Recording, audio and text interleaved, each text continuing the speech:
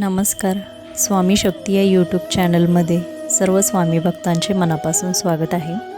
स्वामी म्हणतात, बाळा, तू ज्या गोष्टीची आतुरतेने वाट पाहत आहेस ती गोष्ट तुला मी लवकर देणार आहे. विश्वास ठेव आणि कमेंटमध्ये लिही, श्री स्वामी समर्थ. तू प्रयत्न कर, मी तुझ्या पाठीशी उभा आहे. तू हार मानू नको. लोकांच्या बोलण्याकडे जास्त लक्ष देऊ नको, कारण उद्या तेच लोक तुझं कौतुक करणार आहेत. तुझ्या पदरात असं यश मी टाकणार आहे ज्याने तुला ऐश्वर्य मिळणार आहे. पुढच्या 24 तासात तुला आनंदाची बातमी मिळेल. विश्वास ठेव. आता तुला नाव ठेवणारी लोक उद्या तुझ्या कीर्तीला सलाम करतील. म्हणून बाळा, माझ्यावर विश्वास ठेव. तुला जे हवं आहे ते नाही, तर तुझ्यासाठी काय योग्य आहे ते मी तुला नक्की देणार आहे. जसे की विहिरीचे पाणी वरून कितीही शांत संयमी वाटते, पण आपण उडी मारताच ती विहीर किती खोल आहे याचा अंदाज येतो आणि भीती वाटते. म्हणून अशा लोकांपासून सावध राहा. सगळेच गोड बोलणारे खरे नसतात, त्यांच्या मनात कटुता असते. तुझा माझ्यावर असणारा विश्वास खरा ठरेल. तू जर लक्षपूर्वक अनुभवलं तर तुला मी कोणत्या ना कोणत्या प्रकारे कशी मदत केली, तुझ्या पाठीशी कसं खंबीरपणे उभा राहिलो याची तुला प्रचिती नक्की येईल. स्वामी म्हणतात, तू मदतीचा हात पुढे करशील, पण तेच हात कोण खेचत नाहीत ना याचा विचार कर. दिव्यामध्ये जशी अखंड वात तेवत असते, तसाच तुझ्या प्रत्येक संकटात, तुझ्या येणाऱ्या अडथळ्यातून तुला बाहेर काढण्यासाठी मी खंबीरपणे उभा आहे.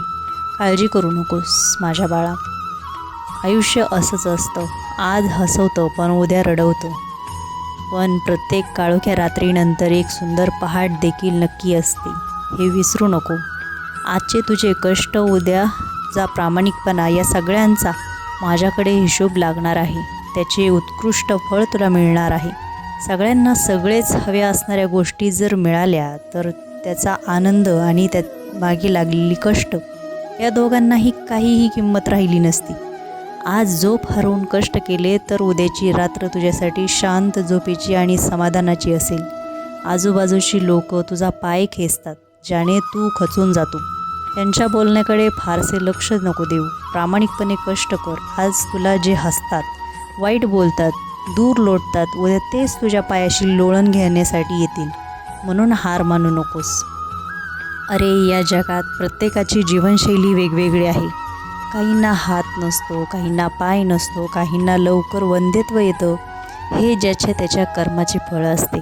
पण त्यांनाही मी त्यांच्या त्रासातून बाहेर पडण्यासाठी पाठीशी उभा राहतो. जो माझे नामस्मरण करतो त्याचे रक्षण करणे माझी जबाबदारी आहे. स्वामी म्हणतात, मीपणा सोडला तर वाद कमी होतात. टोकाचे पाऊल उचलले जात नाही. म्हणून समोरच्या व्यक्तीला लगेच प्रत्युत्तर न देता तुमच्या कामातून त्यांची बोलती बंद करा.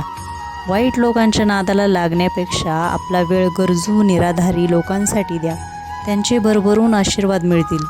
जर तुम्ही एखाद्याचे चांगले केले तर कुठेतरी तुमच्या बाबतीत पण चांगले होत असते, याची जाणीव सर्वांनी नक्की ठेवा. तू सरळ मार्गाने जा.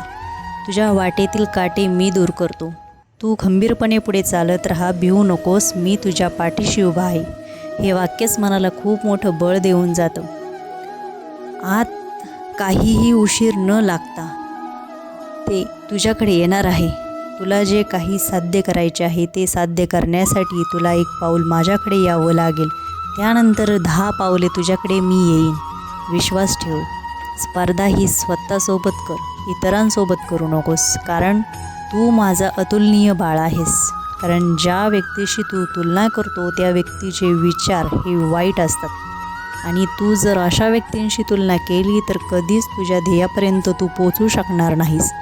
त्यामुळे तुला सांगू इच्छितो, इतरांशी तुलना बंद कर आणि मी जे आशीर्वाद देतोय ते आनंदाने स्वीकार कर.